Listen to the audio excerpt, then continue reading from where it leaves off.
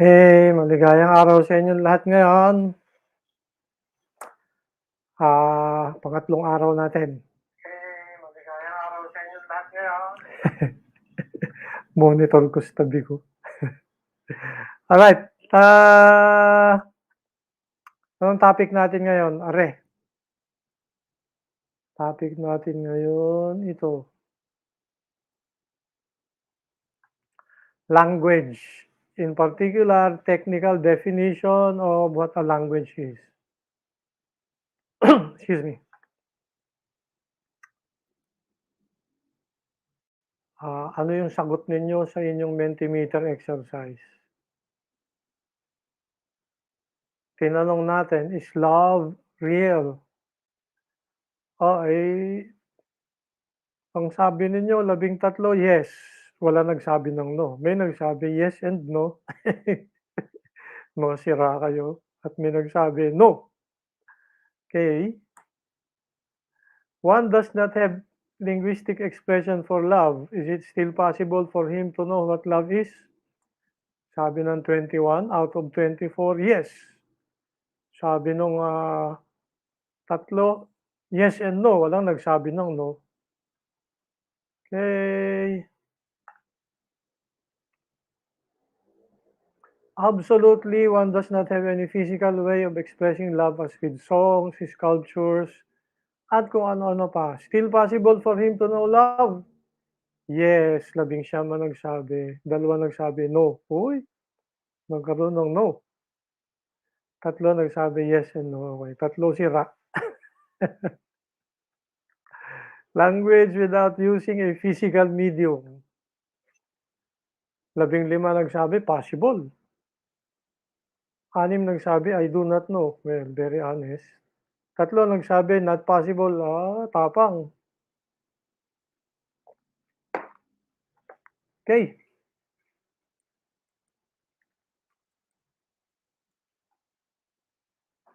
Magkukuwento ngayon ako. Wala akong kabalak-balak magkwento nito kaya lang yan ang mga sagot ninyo, kaya kailangan, magkwento ako. Bakit? Ganito.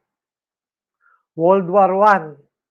World War I may artillery fire on both sides of the war sa Europe.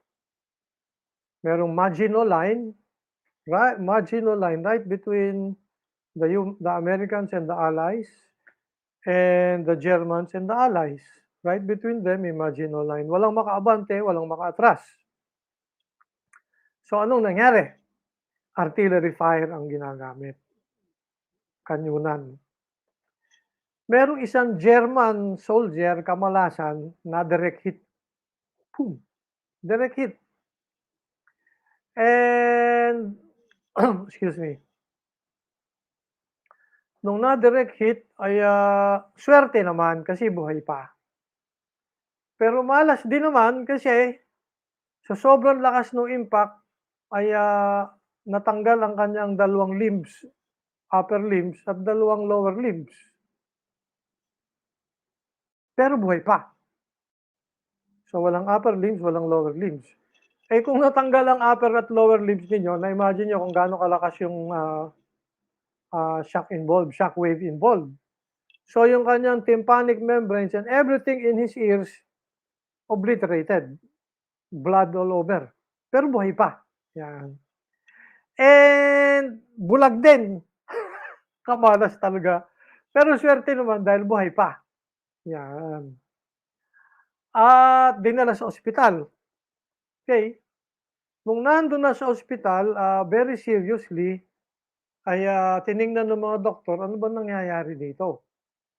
And they decided to take away his jaw together with his tongue kasi masyadong malaki ang injury. So here is a man still alive, walang upper limbs, walang lower limbs, tympanic membrane and a semicircular canal in his ears, gone, blind, and then his tongue gone. Pero buhay pa. Yan. Parang uod doon sa kanyang kama. So he's operated upon and for a couple of weeks under comatose. Now, under comatose, nabuhay, one day, he wakes up. Now, what do you think happens? He wakes up, he does not see anything. He wakes up, he does not hear anything. And he wakes up, something is wrong. And for a long while, in fact, days on end, still alive, being fed intravenously and being fed later artificially through a tube, he was still alive. He concludes that he's in hell. Kasi ang tahimik eh. It's so silent and he cannot see anything. And so he says, I'm in hell. He even concludes, well, hell is better than being out there in the battlefield. At least dito may peace and quiet. And then after a while, using his capacity to reason, he concludes, wow, I'm still alive. And in fact, I'm in a hospital. Yan. And so the movie and the play goes on. Kasi itong incident na ito, ginawa ng movie. Well, ginawa muna ng play. After the play has become successful, ginawa ng movie. And it's about a piece of news in Germany. Now, ano nangyari? And he finally concludes, wow, puta na, I'm still alive. Yan. And then, unfortunately for him, ito yung gera, no? Bumagsak ang defenses ng Germany. Yung mga general nagtatakbuhan. Yung mga sundalo nagre-retreat. Etong ospital na iwanan. Yung in charge ng hospital, sabi niya, I cannot feed everyone. I cannot take care of everyone and still be able to function well ang ospital. Sabi niya, I need to make drastic decision. I need to come up with a drastic decision.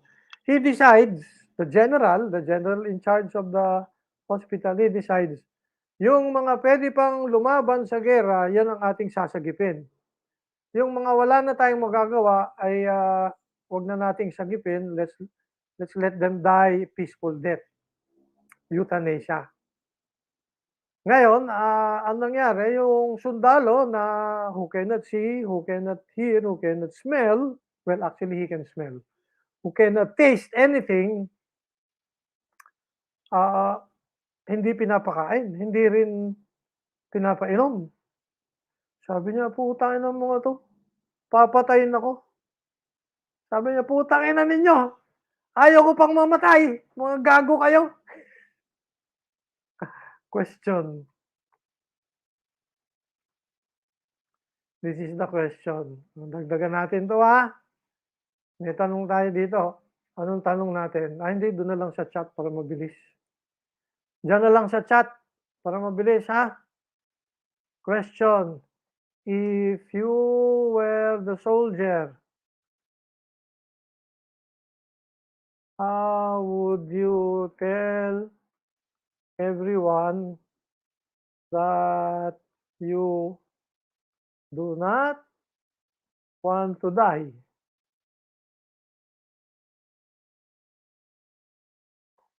Yan ang tanong. O, basahin nyo nga sa chat. O, tingnan nyo dyan ha, sa chat. May tinanong ako. Excuse me. Paano nyo sasabihin na na ayaw nyo pang mamatay? Aber. Ay, nakakalimutan ko lagyan ng question mark o question mark natin. Wala bang sasagot? Mr. Gerologo. Gerolago. Sorry Mr. Gerolago. Malalaman ko din yan ng ano. Walang sasagot. Mr. How do you pronounce that? Ingwenan. Ingwengan. Mr. Ingwenan, anong sagot ninyo? Miss Imperio. Miss Reyes. Wala. Notice, if you were that soldier, you would need a physical medium with which you can tell everybody that you do not want to die, that you still want to live despite your situation. You want to prove to everyone that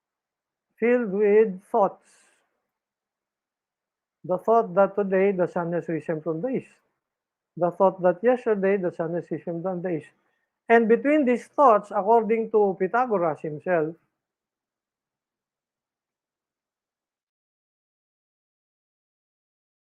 we will encounter him many times. Sabi ni Pythagoras, between our thoughts, merong harmony. Between our thoughts, merong harmony. In other words, merong isang klase ng unity. In other words, merong given contemporary expressions, coherence. Yan. Yan ang sabi ni Pythagoras. And it is through the understanding of coherence between our thoughts that in fact we are able to predict.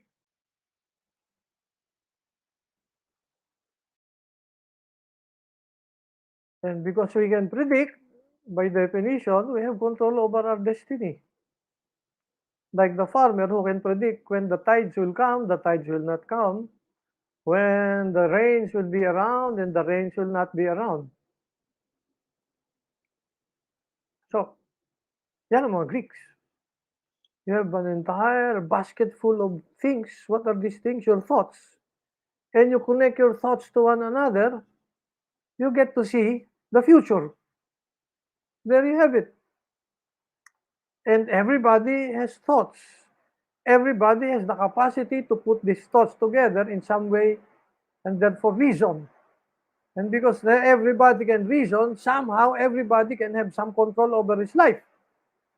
Not like a piece of rock that falls from the sky or falls from a cliff. There's no choice. Hindi pwedeng sabihin ng bato, putay na ayaw kong mahulog sa dagat, ayaw kong mabasa. Remember, pinag-usapan natin last meeting? But you, thanks to your capacity to reason, you put all your thoughts together, you see the future. What's the future? In the future, I'm going to become a doctor. What's the future? I'm going to become a lawyer. And so on and so forth. By the way, wala sa inyong nangangarap na maging pilosopo, no? O konti lang kami, mga siraulo. Okay. So, anong ating technical definition ng language? Kukunin natin yan kay William P. Alston. Sino ba gayang si William P. Alston? Well, first-rate philosopher from, kung hindi ako nagkakamali Michigan State University. Michigan University. Sikat yan sa Amerika noong 1960s. Pero I think by this time, namatay na. O, anong definition natin ng language? Ito.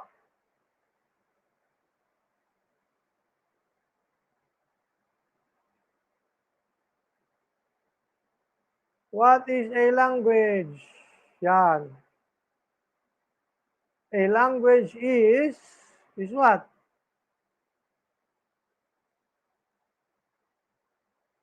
Tingnan natin ito dito.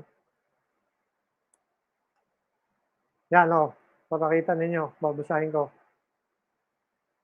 Language, what is it? Language is a system of units realizable in some sensory medium, only certain combinations of which have meaning by convention. Ay, naku. Ayusin nga natin to. By convention. Spelling nakakahiya. Yan. Let me repeat. Language is a system of units realizable in some sensory medium, only certain combinations of which have meaning by convention, and hence useful for communication. Yan. That's what a language is. And guess what? It is with your language that you're able to express your thought, the thought that today the sun has risen from the east, the thought that yesterday the sun has risen from the east. and so many other thoughts in your mind, the rules that you have in your mind, the principles that you have in your mind. Whenever you reason all of these thoughts, you express in some language. At yung mga Greeks, silang una nagpaliwanag niyan. Sabi ng mga Greeks, kung ano man yung iniisip ninyo, yan ay nasa form ng isang wika. Whatever we have in our minds, they're expressed as thoughts broken down into ideas. They involve your capacity to reason.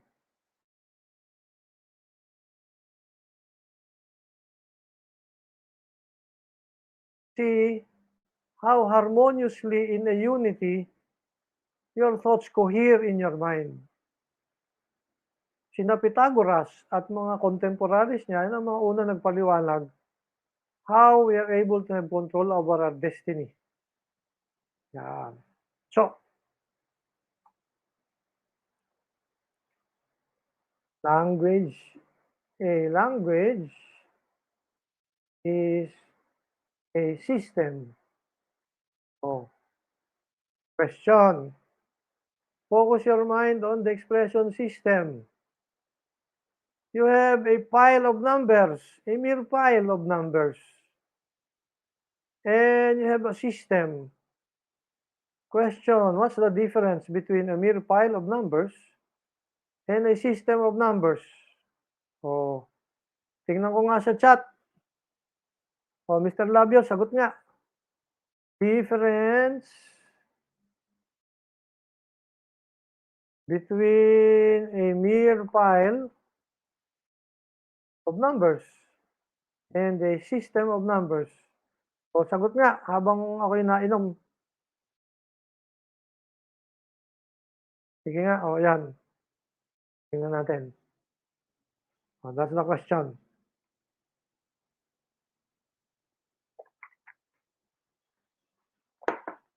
Anybody? Volunteer, paliwanag. Answer in a word or in a sentence. One word will be enough. One sentence would be enough. Oh, anong pagkakaiba? Meron kang, yan, sabi ni Miss Shanna Rain, a system means numbers are somehow related to one another. Oh, galing na. O, tingnan mo, Miss Shanna. Oh. Yan, di ba? Anong ginawa natin, Miss Shanna? We related this to this. We related this to this. We related this to this. We related this to this. This to this. That's what you have when you have a system. You have, sabi nga ni Miss Shanna, relations. Yan. Pagaling. Si Peter kaya tayo, no, Miss Shanna? Oh, anong ginawa natin? We related this to this. We related this to so many other thoughts in our mind. And then all of this, we relate them to this. And then this, we relate to our future tomorrow. So, when you reason, you actually establish some relationship between your thoughts. Ang galing! Tingnan ko nga ibang sagot ninyo. Tingnan natin ibang sagot ninyo. Ang dami sumagot. Sabi ni Miss Edayan, mere pile of numbers, bara-bara. Tama. Tama, bara-bara. Sabi ni Ando Labios, a mere pile of numbers, random. Yun nga, bara-bara, random. Mr. Aghimbag, may connection. Ayan, another point. Very good. Merong relations tayong pinakikita. Merong connections. Tama. Yung nagsabi noon. Yan ha, merong connections. That's what you have when you have a system, may connections. That's what you have when you have a system, may relations. Yan. Sino may sabi ng connections? Yan, si Mr. Agimbag. Sabi ni Miss Cabarong, may connection din. Oh, tama. System po, may structure. Oy, idagdag natin yan. Mausay ito ah. Si Miss Altea. Hoy, tama yan ha, may structure. May structure. Very good. Oh, puta, palaban yung batch ninyo. Huwag magagalit ha, akala ko yung mga bata na produkto ng online classes ay mga bulok, ay magagaling din pala kayo eh. May pag-asa pa ang bayan. Tamang-tama, iboto nyo si ano si Isko Moreno. Nagbibiro lang ako, I'm just kidding. Huwag niyong papansinin yung biro ko na yan. Alright, nasaan na? Sabi ni Miss Bandairen, may structure, tama yan Miss Altea. Aliyah, De La Cruz, the system number more likely to organize. May organization! Uy, ang dami. Kagagaling ninyo. Mga taga-UP nga kayo. Organization. Very good. Importante yan. Organization. Oo, magkakasama yan. Ano pa? Baka meron pa eh. Gerolago, tingnan natin. Organize po. Yan na nga, organization. File of, tama, Mr. Gerolago. Mr. Ingwenan. File of numbers, just numbers, blank. Yan na nga, bara-bara. Relationships, tama. Tama si Mr. Ingwenan. Miss Jose. Just numbers altogether while system na po. Ordered! Ay! Oo nga naman, nakakalimutan natin. Order. Order. Ayos, ang buto-buto. We have more than enough. Yan Sulat natin, baka makalimutan. Kaya system yan. Sabi nga natin, system eh. Kaya system kasi merong order. Merong, ano ba yung sinabi niyo pa kanina? Organization. Merong organization. Kaya palakihan natin para nakikita niyo. Yan merong order. Merong organization. Ano pa? Merong structure. Tama. At kaya nga masabi nating may structure, may organization, may order, gawa ng merong relationships. O, di ba? Merong relationships na nakikita. Tama. Sakto. Merong connections na nakikita. Conversely, pag walang connection, pag walang relationship, walang structure, walang order, walang organization, walang system. Yan, napaka-importante. Until you die, itong usapan na ito, hindi nyo dapat makalimutan. So, a language is a system. Now, yung system, in other words, yung order, we express them as, in other words, yung order, yung organization, yung structure, we express them as, again, let me repeat, rules. We express them as rules. Yan.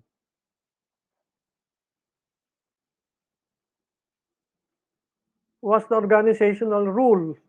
Well, the rule is, ang president ay mas maraming responsibilidad kaysa vice president. O what's the order? Ang president mas mataas kaysa vice president. O what's the structure? Under the vice president for administration, nandyan yung human resources and development department.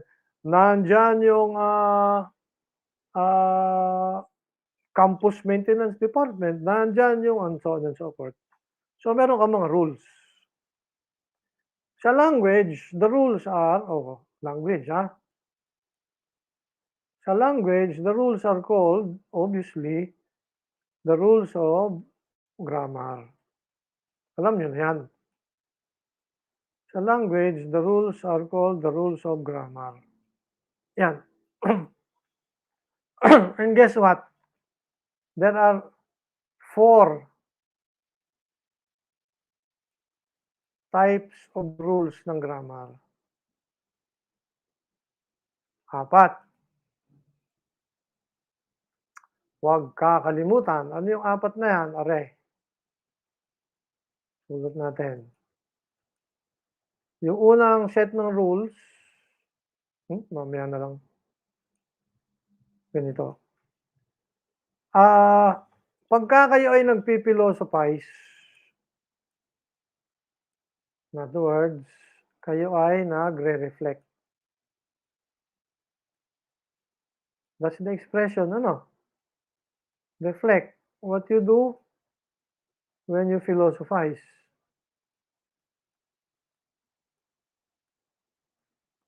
Now, why the expression reflect? Ay very easy. Halimbawa, ito. Kunyari meron kayong mundo, your universe, your world. So sa mundo nyo, nandun yung inyong bahay. O, bahay. Can you see that? Bahay kubo. Nandun yung backyard ninyo na may puno. O, may puno. Can you see that? Yan. May puno. Nandyan din yung pet kalabaw. Naku, ang hirap mag-drawing ng kalabaw. Bale, pet kalabaw. Yan, kahit paano. Yan, kalabaw mo. Nandyan yung inyong scenery ng mga bulubundukin sa likod ng bahay ninyo. Wow, ang ganda naman. Nandyan yung tubigan, the rice fields sa inyong likuran. Oh, ang ganda ng view, ano? Nandyan din yung mga ibon. Yan. Okay? And how do you reflect about your universe? You have a mind. In your mind, you say, well, my house, hindi pala, may kubo, may kubo is along the fields, rice fields. So, what do you say? Our pet kalabaw,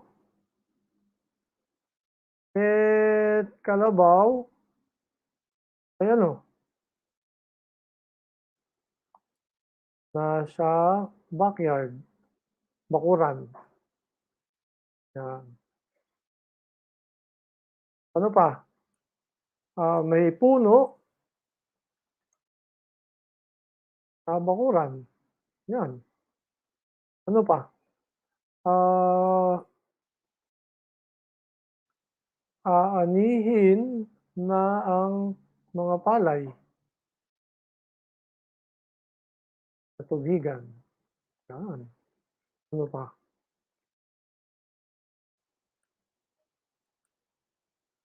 Walang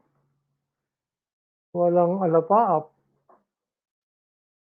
sa sa bulubundukin.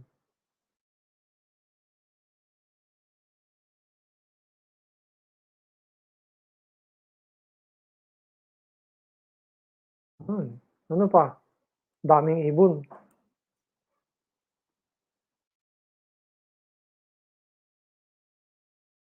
So, these are all thoughts in your minds.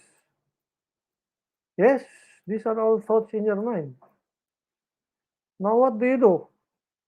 Well, for one, you know that somehow yung mga ibon may kinalaman sa mga bulubundukin. Kung saan maraming gubat, doon maraming ibon. Somehow, yung bulubundukin mo, may malaking kinalaman sa tubigan. Kasi pag walang bulubundukin, walang tubig na manggagaling sa bundok, walang tubigan. Ngayon, dahil may tubigan dyan, dyan ka nagbahay sa tabi niyan. Dahil nandyan yung bahay mo, nandyan yung pet kalabaw. Yung pet kalabaw mo ay mabuti na lang at may puno, hindi masyadong naiinitan. And all of these thoughts are in your mind, connected to one another in some way, somehow. So, put it this way. You have the word ibon. you have the word bulubundukin, you have the word tubigan, you have the word kubo, you have the word puno, you have the word kalabaw. Now, the word tubigan is somehow related to your word palay, which is somehow related to your word pag-aani.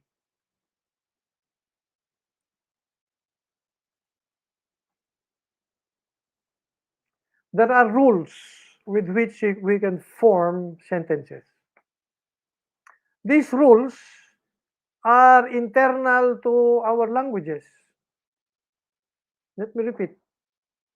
There are rules with which we can form sentences, like the sentence daming ibon. There are rules with which we can express some sentence like walang alapaap sa bulubundukin, negative sense. Merong rule na nagsasabi ito, pwede mo sabihin aanihin ang mga palay sa tubigan or mag-aani sa malapit ng anihin ang mga palay sa tubigan and so on and so forth. You have many rules that involve how you form sentences. And we know as bilinguals, let me repeat, we know as bilinguals, yung rules ng English ay malaking pagkakaiba sa rules ng Pilipino. Oh. Now, in other words, meron tayong rules. Meron tayong rules, let me write that. Rules that are in fact internal to our languages. Tama ba? Meron tayong rules that are internal to our languages. Let me capitalize, internal. Such that ang rules ng English ay hindi kapareho ng rules ng English ay hindi kapareho ng rules ng Filipino. So ang rules na nangingibabaw sa lahat ng ito, internal to your language. Yung ganong klase ng rules ang tawag natin rules of syntax. Yan ha. Hirap magsulat na rin. Yan ha. One kind of rule ng grammar. Anong pinag-uusapan natin? Grammar. Yung rules natin ng grammar, merong 4 na klase ng rules. Yung rules na internal to your language, ang tawag natin syntax. Now notice, somehow yung ibon ay ikinukonekta mo din sa mga bagay na ari sa mundo na ari. Yung bulubundukin, kinukonekta mo dito. Yung tubigan ay kinukonekta mo rito. Yung puno, kinukonekta mo rito. Yung kalabaw ay kinukonekta mo rito. Yung kubo, kinukonekta mo rito. Notice, now we have this external form of connections. Notice, meron tayong connections na external. Etong external na connections natin na yan, ang tawag natin dyan, hindi ko na-share. Sorry Dito natin.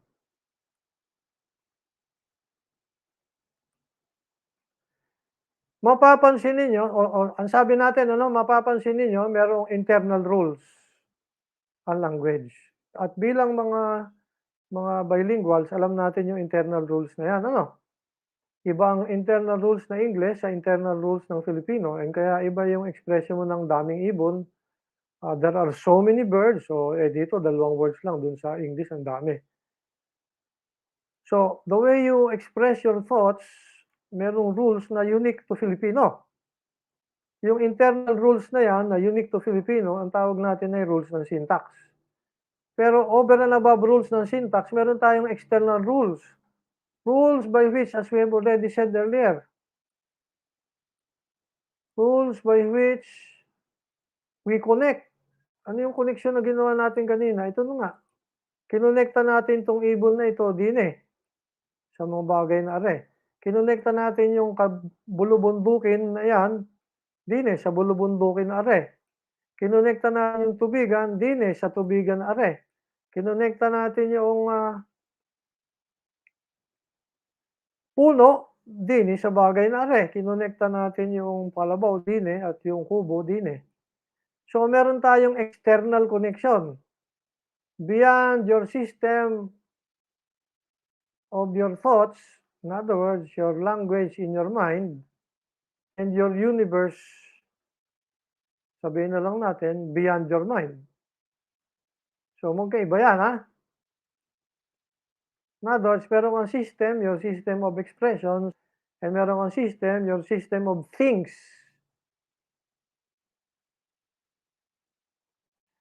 Remember, meron tayong rules internal to all language, rules ng Filipino, rules ng English.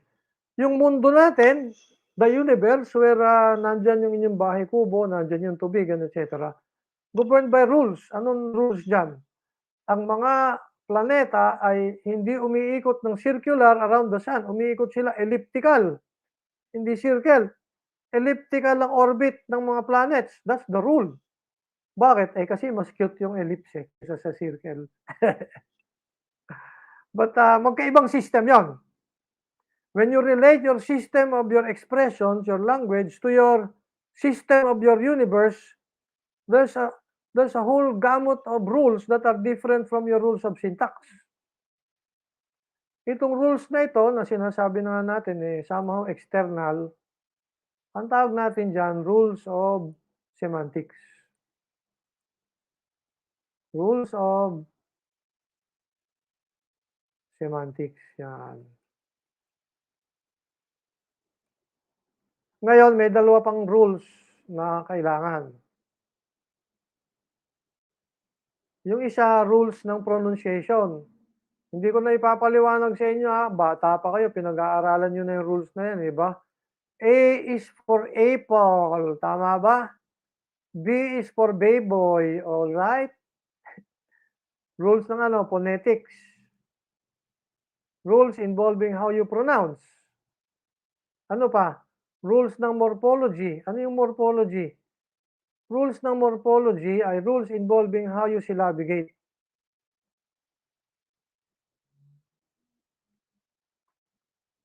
So, meron tayong rules ng pronunciation, di ko na ipapaliwanag. Ngayon, focus tayo rules ng morphology, ha? Para nagkakaintindihan tayo. Excuse me. Notice na ang mga Chino, monosyllabic ang expressions. Ching daw. Sok, lay. Notice na sa atin, sa Oriental languages, single syllables can have meaning. A single syllable like the syllable sok, as in sok-sok, lay as in lay-lay, sok, lay, sok, lay, sok, lay. Sa atin, sa Orientals, ang single syllables may meaning. Pero iba ang morphology ng Indo-European languages. Sa Indo-European languages, single syllables cannot have meaning. They do not have meaning. So iba yung Indo-European sa Oriental Eastern languages. Yan. And rules involving syllabication, ang tawag natin dyan, rules ng morphology. Ngayon, bagyan natin ng hati itong rules na ito. Bakit? Kasi maraming klase ng languages. May languages that are natural languages. Example, Filipino, English, Bahasa, Nihongo. And some languages are technical languages like computer languages, yes.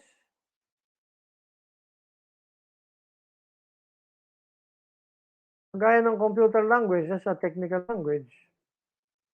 Some languages are mathematical languages, kagaya ng arithmetic. Yan. Now, ganito. Ang sinasabi natin ay ganito. Pag natural languages, apat na klase ng rules. 1, 2, 3, 4. Natural languages, apat.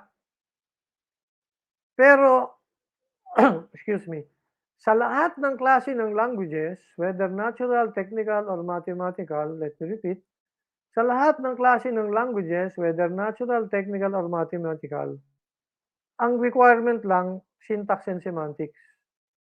In fact, itong phonetics, hindi importante sa technical languages. Itong morphology, hindi importante sa mathematical languages. Yan.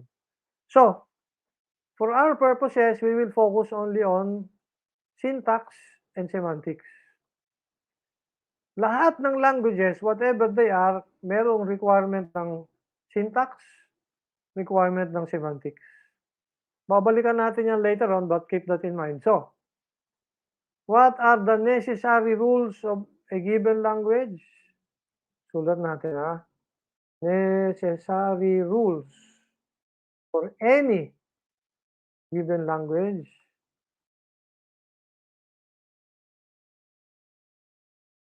Dalawa. Syntax and semantics. In the case of natural languages, may iba pang rules na involved. Pero sa atin, technical ang ating pinag-uusapan, ang necessary rules lang sa atin ay ano, syntax and semantics. Okay. Now, anong sabi natin? Language is a system of units. Nasaan na yun? Ito, units. Liwanag naman, ano? Is a system of units. Sa isang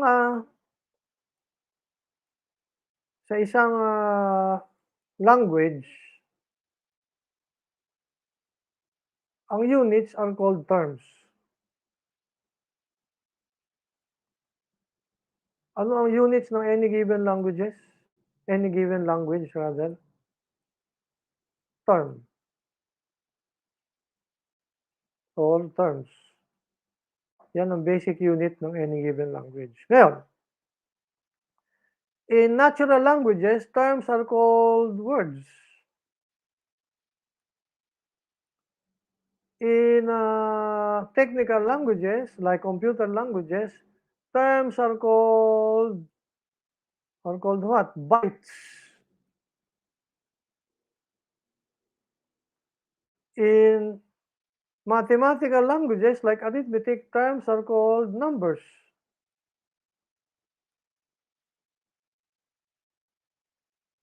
But whatever these are, whether they are words, bytes, or numbers, we call them terms. Now, what is a term? The basic unit of a language. Notice that we say, given our language or our languages, these terms are realizable in some sensory medium. Let me repeat that. Realizable in some sensory medium. What does that mean? Sulat natin.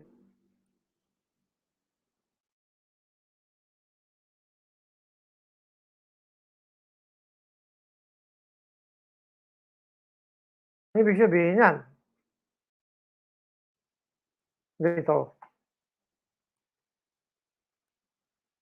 Una, marami kayong makikitang definition ng language sa net.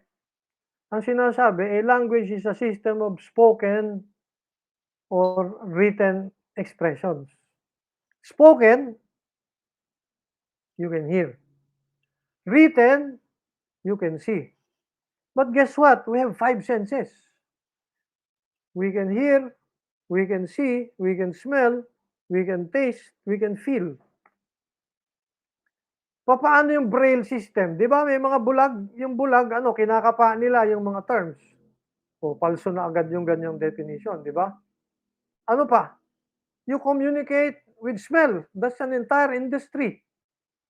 Communicating with smell, di ba?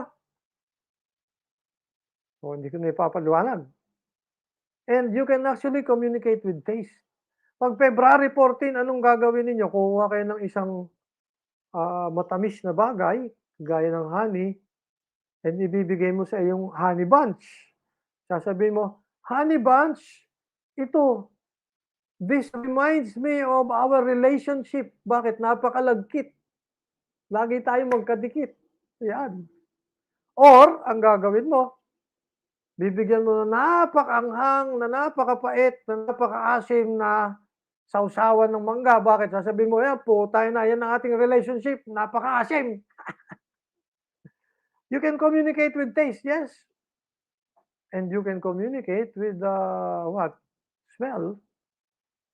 And so, sabi nga natin, ay inadequate yung paliwanag na spoken or written expressions. Inadequate yon. In fact, the situation is you can use any of your senses to communicate with some language. You can use any of your senses. That's what we're saying. Any of your senses can be used as some kind of medium to express your terms. And guess what? If you can sense, that means you can observe. Tama? If you can sense, that means you can observe. And if you can observe, that means whatever it is that you're observing,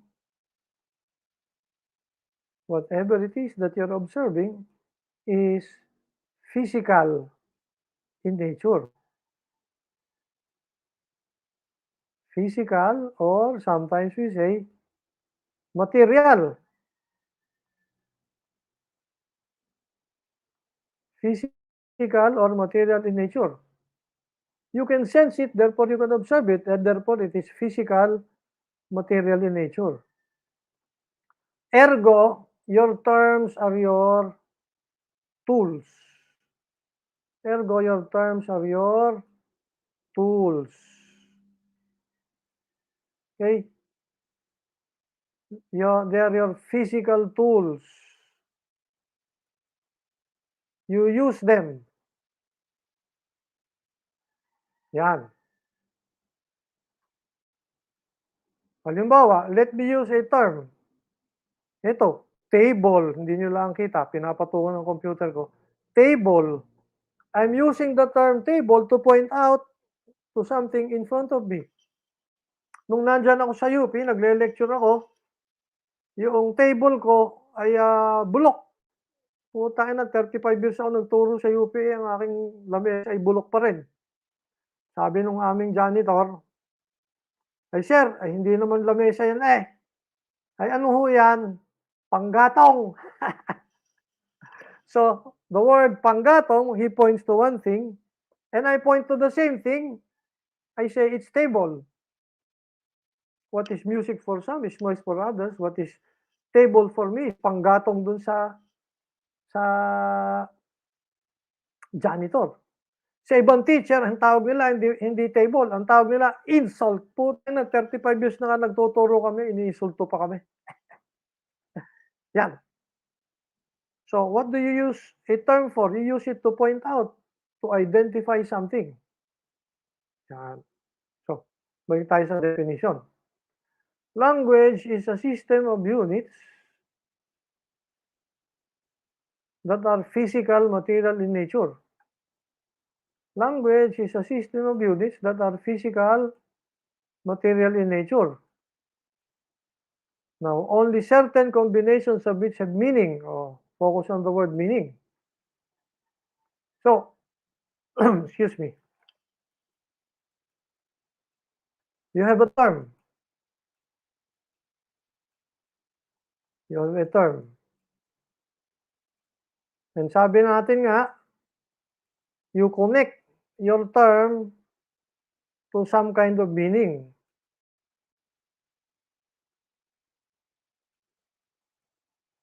Okay? Now, notice, if I have a triangle, I can imagine that some angle of the triangle, when it changes in magnitude, some other angle of the triangle will change in magnitude, which means when that changes in magnitude, some other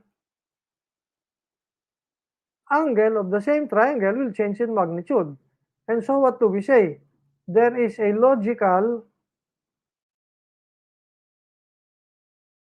or if you say, or if you like, mathematical, or if you like, functional, as in trigonometric functions. Functional relationship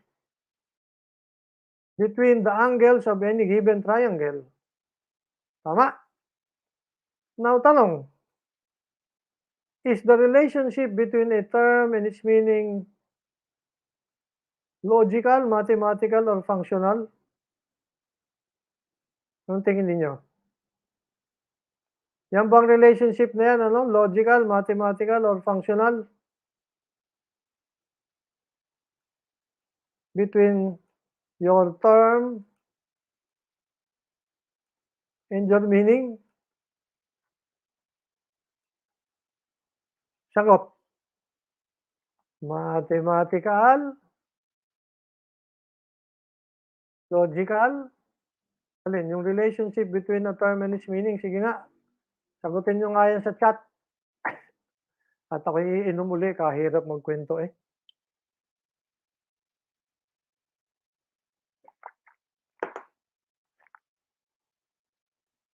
Sige nga, pakisagot. Tingnan natin kung anong sagot ninyo. Oh, nakatulog na yata eh. Sabi ni Miss Jose, a pile of numbers, just numbers altogether. Alright. Tama. And yung system, ayan o, may order. Tama, may relationships. Very good. Functional po, mathematical. Oh, Miss Shannon, kung functional yan, edi yung tingin ko doon sa, remember, ang angle na isang triangle is the same for everybody. A triangle is the same triangle for everybody. Tama? Ay, in other words, a square plus b square equals c square. That will never change anywhere. Tama? Pero between ako at saka yung aking janitor, yung relationship ko dun sa bagay sabi ko insulto. Sabi ng janitor, yung relationship ko dun sa bagay na ano, panggatong, pangangailangan. Yung pangangailangan sa kanya, insulto sa akin. Nothing functional about it. Okay. Balik tayo. Merong nanay. Mother. Yan. Kahirap mag-drawing na rin. Merong mother, merong anak. Yung anak niya, are. Yan. Yung nanay, are. At yung nanay, ay ano, inaalagaan niya yung kanyang anak. Yan. So, question, between a mother and a child, anong description natin ng relationship? Between a mother and a child, anong description natin ng relationship? Sabi natin, the relationship is natural, as in biological. Tanong, yung bang relationship between a term and its meaning, kagaya ng relationship between a mother and a child, something that is natural or even biological? Tingin ninyo. Yan.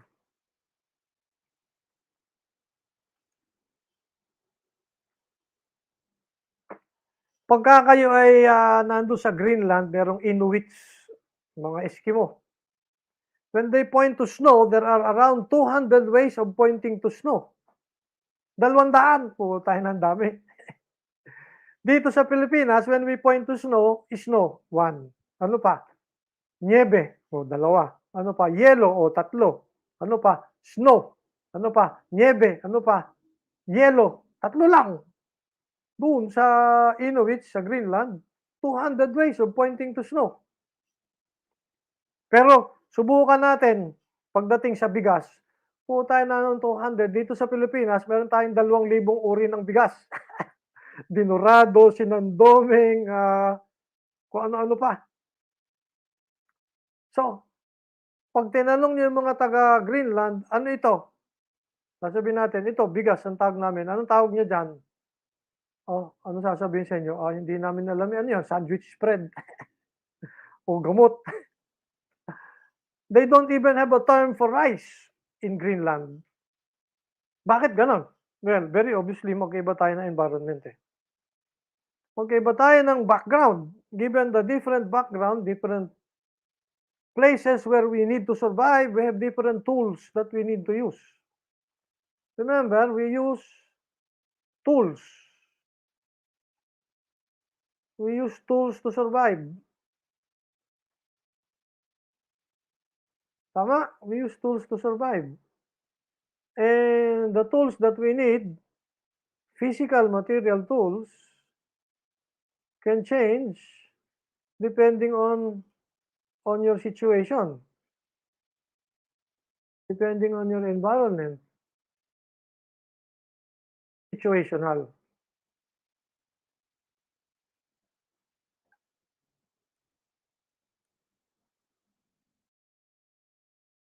Ganito na lang eh.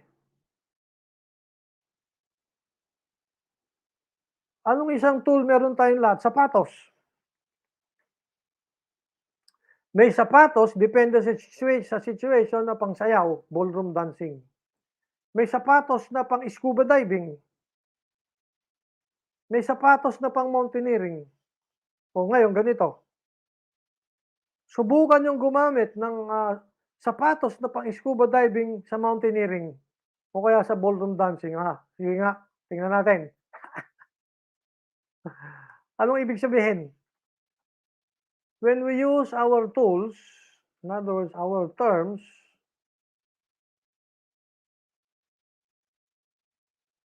when we use our terms, nagbabago yung situation eh.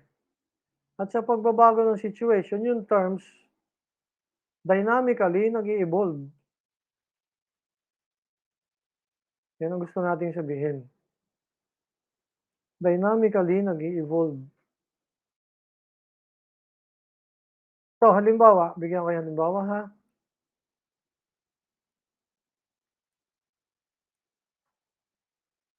Bigyan ko kayo halimbawa. Doon sa Europe, meron isang bayan ng pangalan Bohemia. Yung Bohemia, actually, malaking estate na pag-aari ng isang baroness. Yung baroness, mahilig sa art. At napansin niya, literally, si Vincent van Gogh naghihirap, si Paul Gauguin naghihirap, napakaraming mga artist sa Europe na ang gagaling naghihirap. Sabi niya, pumunta kayo lahat din sa Bohemia. At kayo bibigyan ko ng stipend, bibigyan ko kayo ng place to stay, bibigyan ko ng board and lodging, and do your art because I love art. Eh, alam niyo naman ang mga fine art student. Yung mga fine art student, pag pumunta kayo sa College of Fine Arts, ang mga buhok, ay kung ano-ano itsura, parang pag pinatakan ng butiki ay mamamatay, tuhog siguro yung butiki doon sa buhok. Yan. Tapos kita niyo may mga tusok-tusok sa tenga, sa mata, ay hindi pala sa mata, sa ilong, sa labi, pati sa dila eh. Yan, at kung ano-anong tato. Ganon din yung mga artist na nagpuntahan doon sa Bohemia. Dumating ang panahon, nung panahon ni Jose Rizal, na pagka ikaw ay ibang klase ang itsura, kagaya ng mga artist, kagaya ni Vincent van Gogh at Paul Gauguin, ang tawag sa'yo, Bohemian. Wow, man, napaka-Bohemian mo naman. Sumunod na generation, hindi na generation na ni Jose Rizal, magkaka-generation yan eh, si Jose Rizal, Paul Gauguin, Vincent van Gogh. Yung sumunod na generation ni na Ernest Hemingway, generation ni na F. Scott Fitzgerald. Napanood niyo yung sine ni F. Scott Fitzgerald? Naiiyak ako doon. Hindi ko alam kung alam niyo yung sine na yun. Ngayon, ganito. Nung panahon nila, yung dalawa na yan, tambay doon sa Paris, sa France. Bakit? Kasi ang ganda ng music scene sa Paris. Mahabang kwento, pero ang ganda ng music scene. Pero yung mga tao doon, pag nakikinig ng music, laging naka-shades. Bakit? Kasi mahilig sa damo, manghihit-hit ng damo. Saka hashish, hindi pa bawal nun eh. tapos mahilig uminom ng absinthe at kung ano, eh, pagka ika'y nakadamo, yung mata mo pulang-pula. So, naka-shades, tapos naka-beret, nasa Paris, eh, naka-beret. Eh, naka-goatee kasi mga artist, mga musikero, eh. Mahilig sa rhythm. It's the rhythm, man. It's the rhythm. It's the beat, man. It's the beat. Ganyan sila magsalita, eh. Yan. Ay dumating ang panahon na iba rin ang itsura nila, eh. Naka-sandals, naka-dungarees, naka-shorts, naka-chaleco, may bongo or gitara na dala, and mahaba ang buhok, disheveled hair. Ang tawag sa kanila beatniks. So nung una bohemian, naging beatniks. Nung panahon namin, long hair din kami. Ang pantalon namin, eh, parang pangwalis ng karsada. Eh, ang aming mga pantalon ay nandun sa hips namin. Ang tawag dun sa pantalon naming nasa hips namin, hipster. Parang malalaglag na sa karsada yung mga pantalon namin kasi napakababa nung aming hips. Yung hipster, naging hippie. Ang tawag sa amin, mga hippie. Yan. Yung hippie, naging punk. Yung punk, naging hip-hop. Yung hip-hop ngayon, ano nang tawag ninyo? Jumping jologs at kung ano-ano pa. From panahon ni Jose Rizal, nagbago ang tingin natin sa mga ibang taong ibang klaseng itsura. Yung ibang klaseng itsura, bohemian daw, later naging beatnik, later naging hippie, later naging punk, later naging hip-hop. Alam niyo hip-hop? Yung parang naka-short pants na parang malalaglag na salwal sa kalsada. Tapos eh merong nakatali na chain dun sa ano, yung parang ano, chain yata ng aso nila eh sa bahay tapos eh sinusuot, ano. Yan. Ay ngayon, anong tawag natin sa mga ganyan? Mga weirdo. Yan. Eh, so anong gusto nating sabihin? The relationship between our terms ay hindi naman yan mathematical or logical, hindi. Hindi rin naman yan natural or biological, hindi. Yan ay ano, conventional in nature, a matter of convention.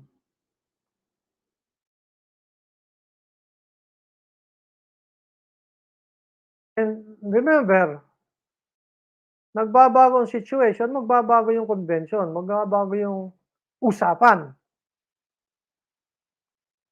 Kasi nagbabago ang situation, nagbabago ang environment, nag-e-evolve ang terms.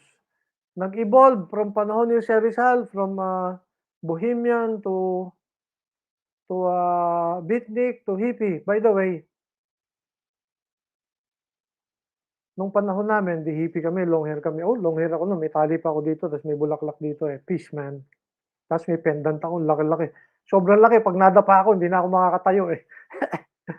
Ay, pag bumibili kami ng damo, hindi yung damong pakain ng kabayo yung damong hinihitit, yung ay pag bumibili kami ng damo, pupunta kami pa, siyempre ayaw naming malalaman ng pulis.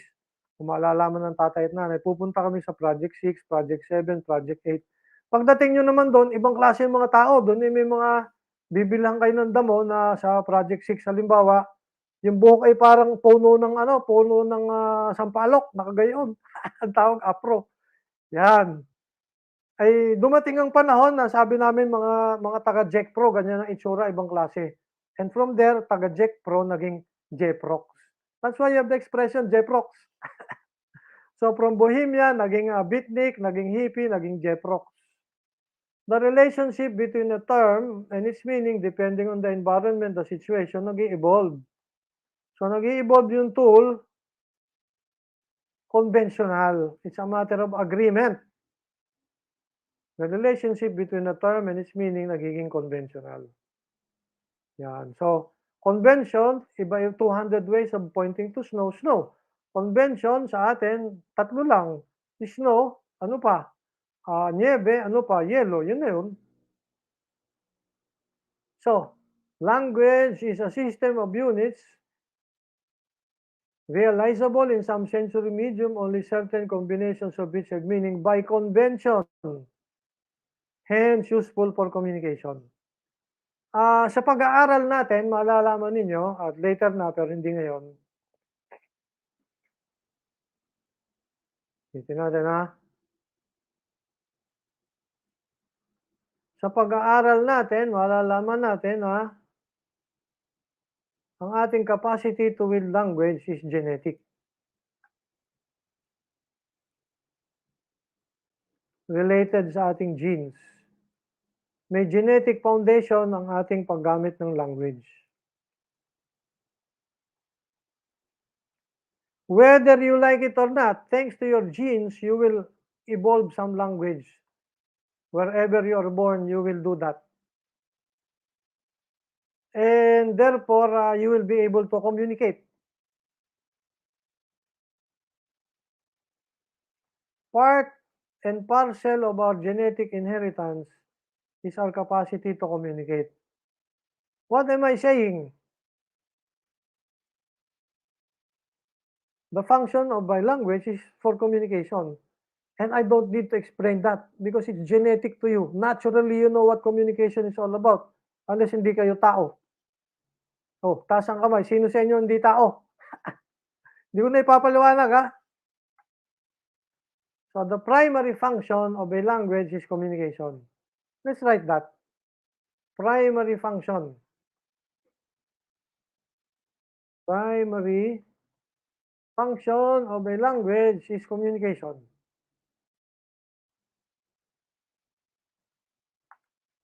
Yan. Primary, bakit? Ibig sabihin, pinaka-importante. Pinaka-importante. Okay.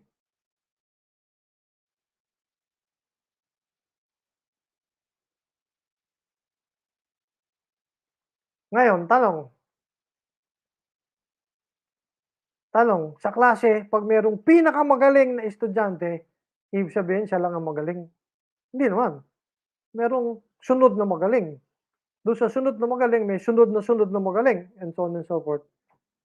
Sa makatuwid, ganun din sa language. Sa language, while meron tayong masabing primary functional language, hindi lamang siyang importante. Meron pa ring importanteng functions ng language. Tawagin natin yang secondary functions of a language.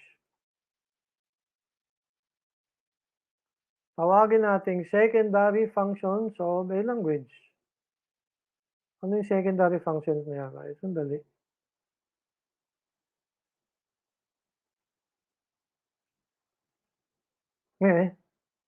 Wala. Ganito. Erase nga natin to, ha? Huwag na. Ito na lang. What are the secondary functions of a language? Ito, ha? Ay, nako. Prof. Debilla. Erase.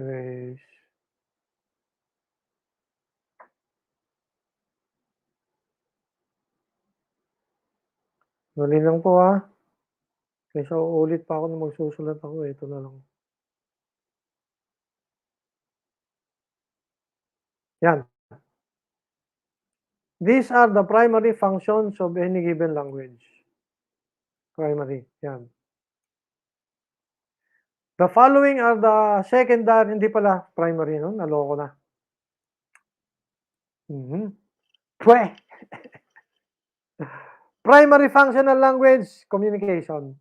Pero merong secondary functional language. Ano yung secondary functional language? Importante rin sila, although hindi kasing importante ng primary function. So, we give them the name, secondary function of a language. Ano yung secondary function ng language? Ari nga po. Una, language facilitates thinking. So, nakita? Language facilitates thinking. Okay? Facilitates thinking. Ano rin? Tinanong ka ng isang estudyante, Sir, ano ba ang nature ng isang negosyo? So, ang ginawa mo na lang na paliwanag, ganare ha? Ang negosyo ay parang isang malaking tinapay. Yung malaking tinapay na yan, yung unang portion ng tinapay na yan, ang tawag dyan, planning. Yan. Planning. Sa planning, anong ginagawa mo? Ay titingnan mo yung market. Titingnan mo kung anong needs ng market. Magre-research ka. At sa planning mo ay malalaman mo kung, meron kang maisusupply dun sa market sa way nakikita ka. Ang tawag diyan planning. Yung susunod, tawagin nating, manufacturing. Tawagin natin yang manufacturing.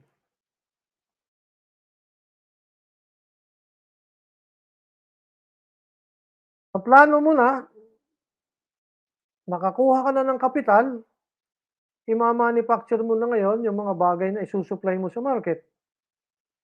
Pero habang mina-manufacture mo, hindi naman puwedeng hindi malalaman ng market, ng iyong publiko, na merong lalabas na bagay na kailangan nila. So, sasabihin mo, well, dapat meron kang, anong tawag diyan, marketing. Dun sa marketing, ipapaalam mo na sa publiko kung anong bagay na pangangailangan nila at isusupply mo in the future. Tapos no yung marketing, meron kang accounting, dapat nasusundan mo kung saan ka gumagastos para hindi ka nalulugi. And then, accounting, meron ka ring auditing, titingnan mo kung saan ka nagkakamali.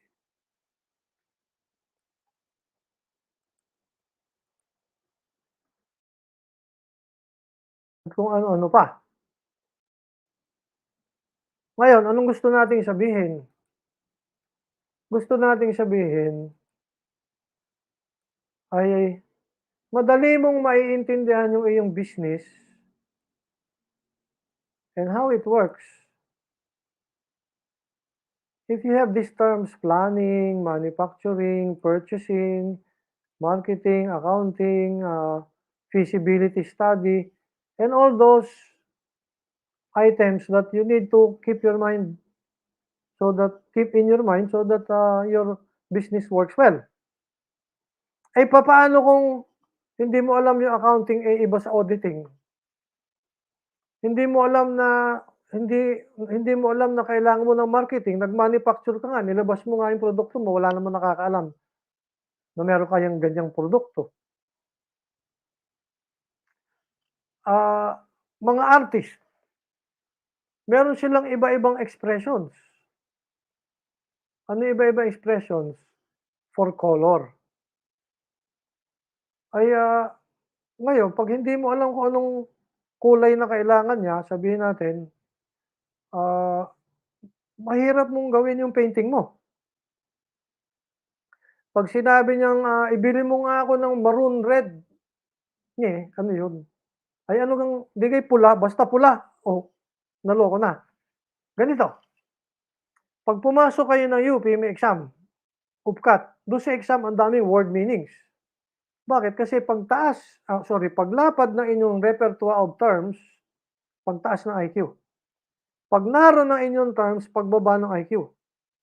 Kaya Miss Jose, 'pag may nanligaw sa iyo, Miss Ranbe Angel Jose, 'pag may nanligaw sa iyo, tanungin mo agad, "Uy, do you know the meaning of syntax?" Oh, "Do you know the meaning of semantics?" So, 'pag hindi alam, ay putang ina, taga University Belt lang 'yan, 'wag niyong pansinin. Ang puwede lang sa iyo, Miss Jose, ay ano, mga taga-UP. Puwede na rin taga Ateneo or Lasal, pero malayo pa rin tayo do'n sa Ateneo at Lasal, So, what am I saying? Yung terms, habang dumadami yung terms ninyo, mas marami kayong naintindihan sa mundo ninyo, Mas napapag-isipan niyo kung anong nangyayari sa mundo ninyo. So, eto nga ang sinasabi natin, one secondary, also important but not primary, but still important in, for a language is what? It facilitates thinking.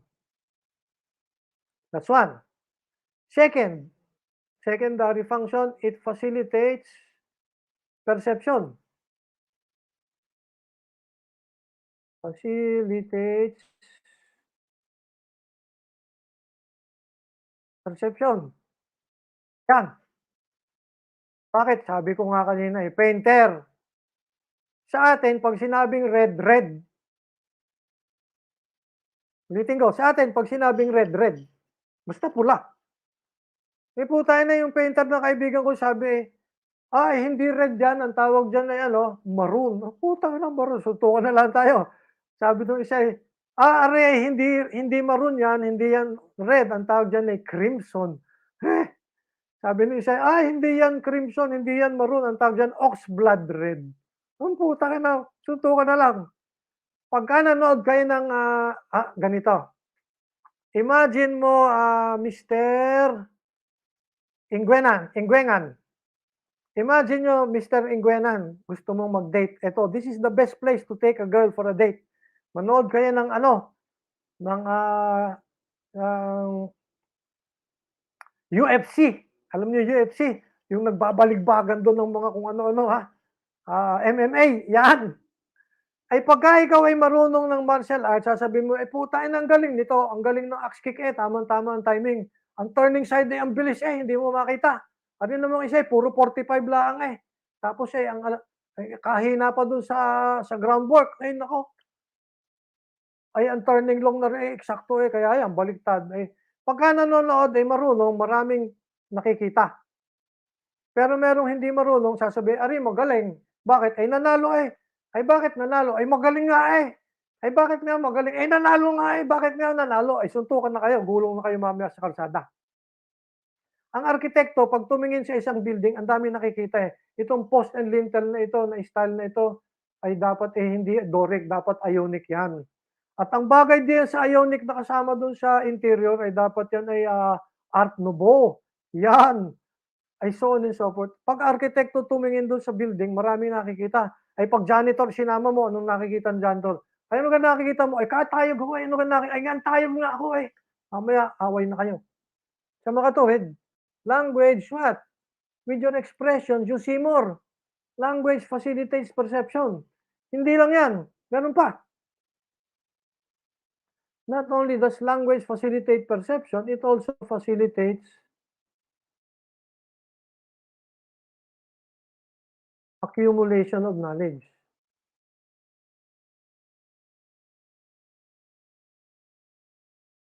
Just to give you an example, to give you one point of view,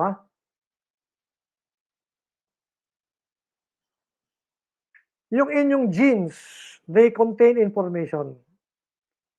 But a piece of chromosome can only contain around 10,000 characters, the equivalent of 10,000 words. Let me repeat. A piece of chromosome can only contain about 10,000, the equivalent of 10,000 words. Pagka English language pa lang, putay na, 1.5 billion words na Ay marunong ka pa ng Pilipino. Tapos marunong ka pa ng Ilocano o Cebuanon. Ay lamang na lamang ka. You see more of the universe. Hindi lang yan.